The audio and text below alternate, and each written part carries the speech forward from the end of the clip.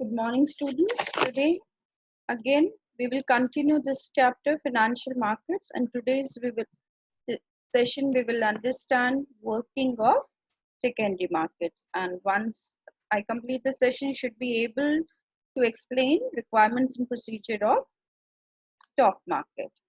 Now, let us go ahead. Capital markets, as we learned in previous class, that the capital markets can be classified into two: primary markets and secondary markets. So let us compare these two markets first.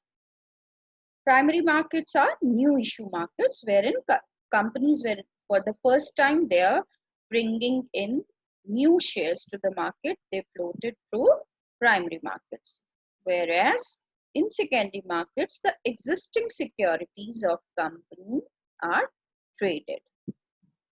Location wise, from primary markets there is no fixed location, but yes, for secondary markets are located at specified places. How price is determined in primary markets by the management? They decide at what price they want to sell their company share.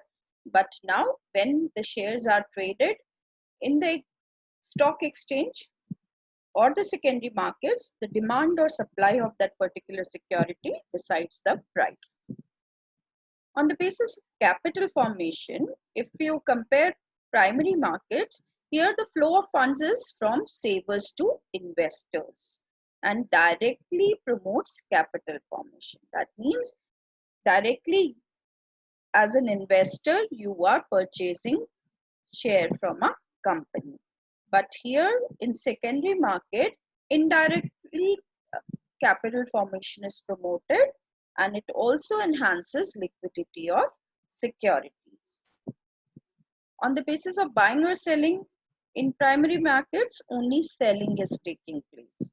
That means companies through primary markets, they float their shares and investors or savers invest in their shares.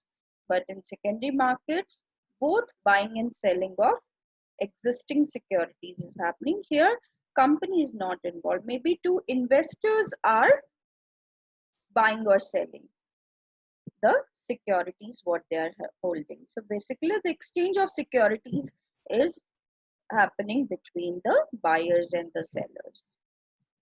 Okay, so let us understand what stock exchange is, or the secondary market. The other name of secondary market is stock exchange. Every country has its stock exchange, and in India also we have two main stock exchange. The oldest one is BSE, and then NSE is on the nationwide basis, National Stock Exchange, and BSE is Bombay Stock Exchange.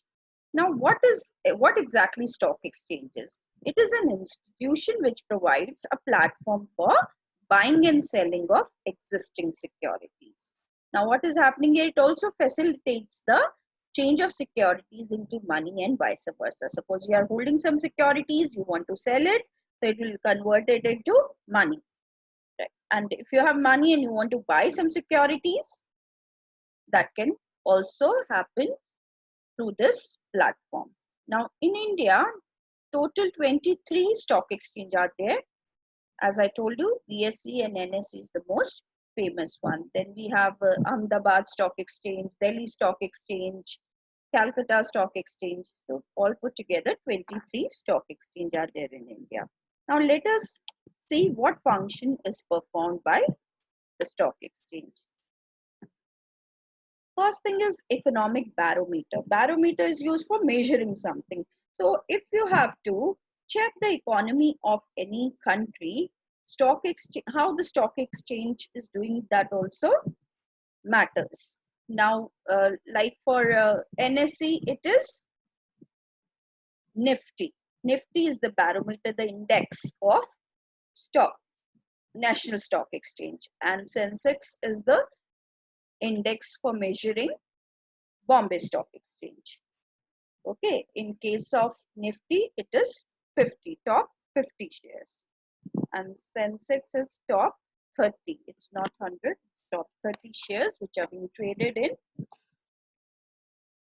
Bombay Stock Exchange, comprises of Sensex. Okay, now let us understand the next thing. Providing liquidity and marketability to existing securities, as it provides a platform for sale and purchase of securities. So platform is there, sale and purchase is happening. So it is providing basically liquidity to the securities. Now, as I told you, price determination also happens here, and it is driven by market forces of supply and demand. Now, contributing to economic growth through allocative function. Indirectly, it is performing allocative function. How? The people, they invest in the companies, and that means they are putting their money to the most productive use, right?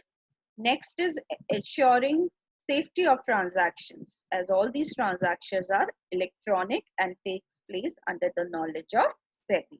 So when it, now the system has been converted into electronic form. Now everything happens online. So when things are online, you can see what is the share price on front of your screen. So everything is transparent. There is no issue of, some trust issues. Maybe your broker initially was not giving you the right price, or he was making money telling you the securities of X price, but he sold it for X plus maybe 2 or 5 or 10, whatever. He booked his profit using your money. So all these things have been ruled out because of electronic system. Now, spreading of equity cult, as stock exchange do whatever is possible to induce as many people as investors in stocks of companies. That means more number of people should invest in stock markets. This is also stock exchanges ensuring how they're doing it by educating investors, and because of the transparency of transactions, although many people are getting attracted towards stock exchange. And it also provides scope for speculation, but in a very limited manner, and within the provisions of laws this is done. And healthy speculation is good for activating the market as well. So these were the functions of stock exchange. Now let us understand this term depository. What is a depository? Depository is an institution which holds securities in electronic form, in which trading is done. As I was telling you, now stock exchange is online. All trading activities are done through electronic system or online system. So these are these who is holding these securities? The depositories are holding these securities in electronic form. Like in bank, what bank does? It keeps money in safe custody for customers. A depository also is like a bank and keeps securities in electronic form on the behalf of investor, right? And India, there are two depositories. One is NSDL, that is National Securities Depositories Limited, and it is the first and largest depository presently operational in India. And who promotes it? It's a joint venture of IDBI, UTI, and National Stock Exchange. And second one is Central Depository Services Limited, and it is the second depository to commence operations and was promoted by BSC and Bank of India. So basically, there are two depositories. Now, what happens is, depository participants are who? They are brokers. So we do not have contact as an investor. We do not have direct contact with these depositories.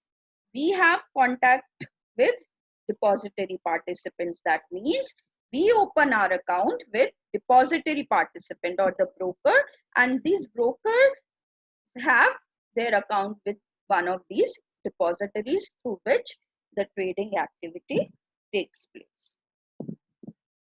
Okay, so depository participant maintains securities account balances and intimates to us status of our holding from time to time. Or if you're doing it online, you can check your account on your own.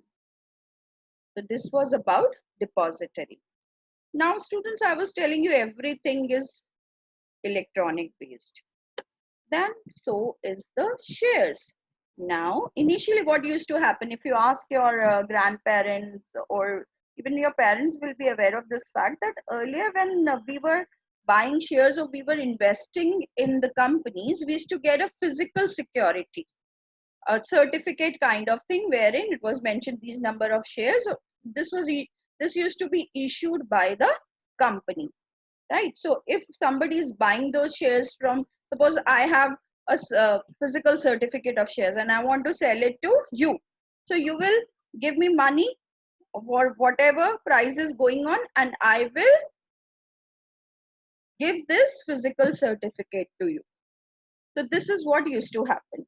But after this electronic system was introduced, that means what is dematerialization? It is the process of converting physical securities to electronic form. So now everything was like, earlier we used to send letters, now we have emails. So similarly, in soft copy, in electronic form, it is there in the systems. So mainly it was done to eliminate problems like theft, forgery, transfer delays, and settlement delays. These were the basic problems which were faced. Now, also paperwork associated with share certificate was reduced because of this. Then it also brought transparency in trading process. And next slide also talks about advantages of screen-based trading.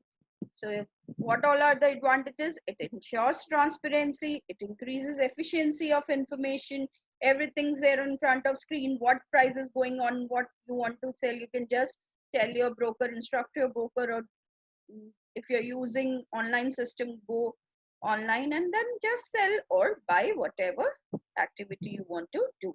It also increases the efficiency of operations, also provides single trading platform. So these are the basic advantages of electronic trading system or screen based system, right? I hope you have understood this. Thank you.